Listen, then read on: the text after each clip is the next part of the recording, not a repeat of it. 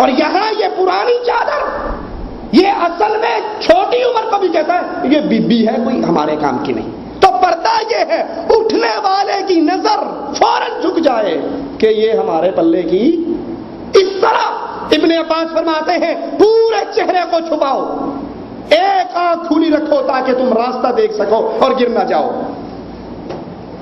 بہت بڑے تابعی علی رضی اللہ عنہ وارضاہ کے شاگرد حضرت عبیدہ سے سوال کیا گیا کہ اللہ کے فرمان یدنین علیہن من جلابیبہن، اس کے بارے میں پوچھا گیا اس کی تفسیر کیا ہے؟ تو انہوں نے اپنے چہرے اور سب کو سر کو ڈھانپ لیا، صرف بائیں آنکھ ننگی رکھی. تفسیر ابن کثیر کے اندر یہ حوالہ موجود ہے. جب اس آیت کے بارے میں پوچھا گیا تابعی سے، علی کے شاگرد سے کہ اس آیت کی تفسیر کیا ہے، چہرہ چھپانے کی قرآن و حدیث میں کوئی دلیل ہے بھی صحیح یا نہیں، یا ٹیلی ویژن پہ اعلان کرتے رہو کوئی ضرورت نہیں چہرہ چھپانے کی. تو چہرہ ہی تو سب سے بڑا مرکز ہے حسن کا، یہیں سے تو آنکھیں ٹکراتی ہیں اور معاملات آگے چلتے ہیں. جب چہرہ نہیں چھپا تو فتنے کا دروازہ تو کھلا رہا. تو انہوں نے اس کی تفسیر کیا بیان کی؟ اپنی چادر سے سر کو چھپایا، چہرے کو چھپایا، بائیں آنکھ کو کھلا رکھا کہ اس آیت کی تفسیر اور مراد یہ ہے.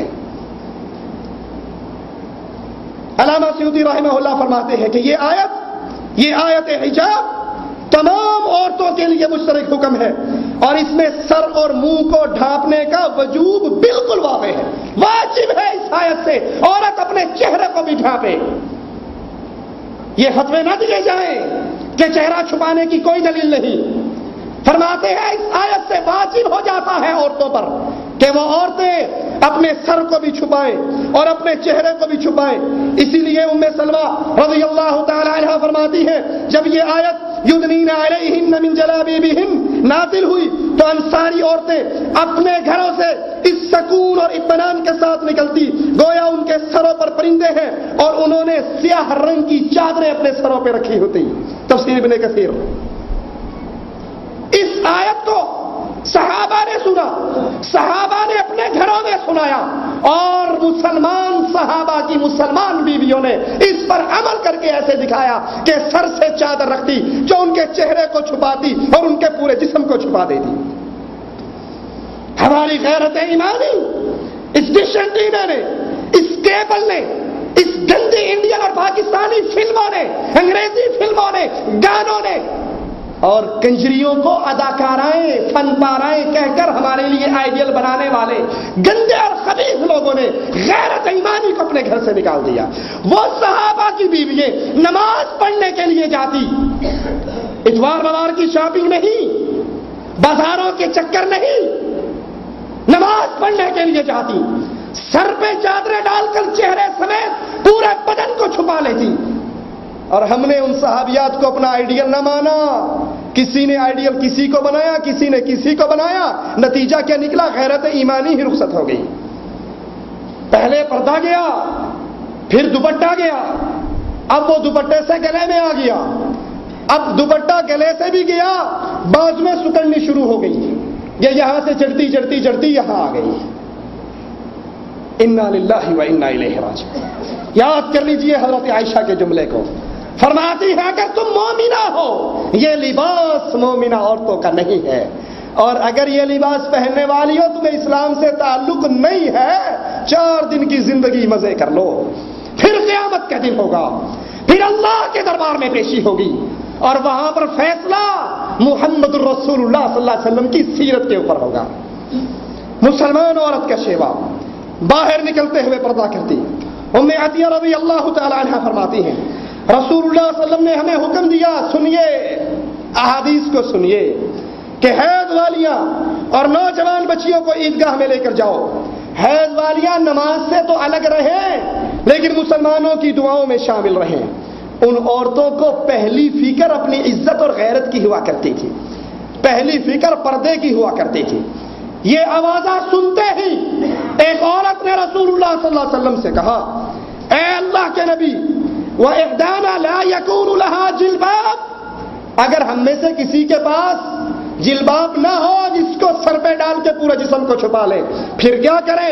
قال لتلبسها اختها من جلبابها، وہ اپنی کسی بہن سے چادر کو ادھار لے کر جائے، لیکن بے پردہ عیدگاہ میں بھی نہ جائے، بے پردہ عیدگاہ میں بھی نہ جائے۔ تو شادی حال میں جا سکتی ہے میرا خیال ہے، خوشبوؤں سے مزین ہو کر، میک اپ سے مزین ہو کر، پاؤں کے اندر پائل کی چھنکاریں بلند کرتی ہوئی۔ یاد کر لیجئے رسول اللہ صلی اللہ علیہ وسلم نے فرمایا تھا، میں نے جہنم رب نے مجھے دکھائی، میں نے کثرت جہنم کے اندر عورتوں کی دیکھی۔ رسول اللہ صلی اللہ علیہ وسلم نے فرمایا کہ عورت اپنے گھر سے نکلتی ہے خوشبوئیں لگا کر، خوشبوئیں لگا کر، اور معاف کرنا کہنے دیجئے یہ بیچاریوں کو میک اپ نصیب ہی تب ہوتا ہے جب کسی کو ملنے جانا ہو۔ یہ جو گھر میں پڑا ہے اس غریب کے لیے تو کچھ ہوتا نہیں، الا من رحم ربی۔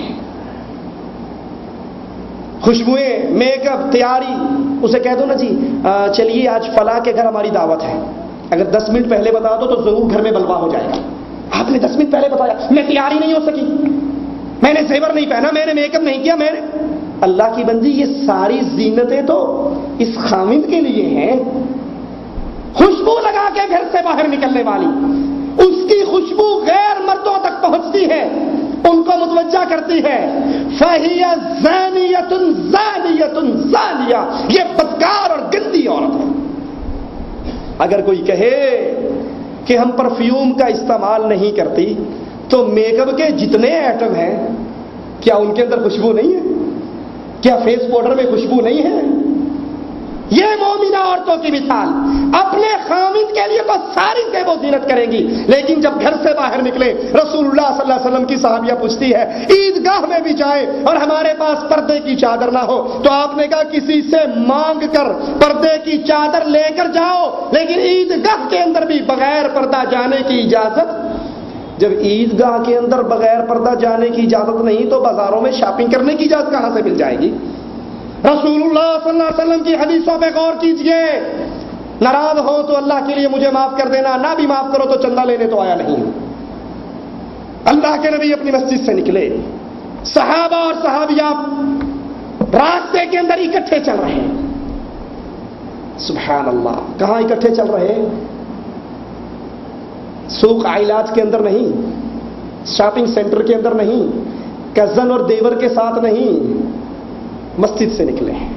نکلنے والے ابو بکر، عمر، عثمان، علی، طلحہ، زبیر، معاویہ، ابو سفیان رضوان اللہ علیہم اجمعین، اور صحابیات میں سے عائشہ، حفصہ، میمونہ، فاطمہ، سودا، ان کو اکٹھے چلتے ہوئے دیکھا، آقا سے برداشت نہ ہوا، کہا مردو تمہیں کوئی حق نہیں سائٹوں پر چلنے کا، تم راستے کے سینٹر میں چلو، اور تو تم راستے کے درمیان میں چلو، راستے کے آخر میں چلو، دیواروں سے لگ کر چلو، مرد درمیان میں چلے۔ راوی حدیث کہتا ہے اس کے بعد عورتیں دیواروں سے ایسے لگ کر چلتی کہ ان کے کپڑے دیواروں کی اینٹوں میں اٹک جایا کرتے تھے۔ یہ نہیں کہا محترم مولانا صاحب کی یہ جو بات ہے نا یہ ہماری آزادی کے خلاف ہے۔ ارے ہم آزاد نہیں، ہم اللہ کی شریعت کے غلام ہیں، ہم مسلم ہیں، اور مسلم اس کو کہا جاتا ہے جو اللہ کے حکموں کے سامنے سر کو جھکا دیتا ہے۔ الدنیا سجن المؤمن والجنت الکافر، دنیا تو کافروں کی جنت ہے، مسلمان کی جنت دنیا، مسلمان کی جنت آخرت میں، کافر کی جنت دنیا میں۔ یہ دنیا میں جو مرضی کرے، بے پردہ پھرے، شراب پیے، گانے سنے، فلمیں دیکھے، کیبل لگوائے، ڈش اینٹینا لگوائے، جو مرضی کرے، اس کے لیے کوئی پوچھ پرتیت۔ اور مسلمان کے لیے ہر قدم اٹھانے سے پہلے سوچتا ہے یہ اٹھا ہوا قدم جنت میں لے کر جائے گا یا جہنم میں لے کر جائے گا، یہ اٹھا ہوا قدم ہمیں کہاں لے کر جائے گا۔ عطا بن ابی رباح رحمہ اللہ کہتے ہیں مجھے عبداللہ ابن عباس نے کہا رضی اللہ عنہما، کیا تجھے ایک ایسی عورت نہ دکھاؤں جو جنتی عورت ہے؟ جنتی عورت، کہا جنتی عورت اور ہمارے درمیان چل رہی ہے، ہمارے معاشرے میں رہ رہی ہے اور چلتی پھرتی جنتی عورت ہے؟ کہا ہاں۔ کہا کون ہے؟ کہا یہ بوڑھی عورت، یہ بوڑھی عورت، یہ جب مرے گی سیدھی جنت میں جائے گی۔ کہا آپ کو کیسے پتا لگا؟ کہا یہ رسول اللہ صلی اللہ علیہ وسلم کے پاس آئی تھی اور کہا اللہ کے نبی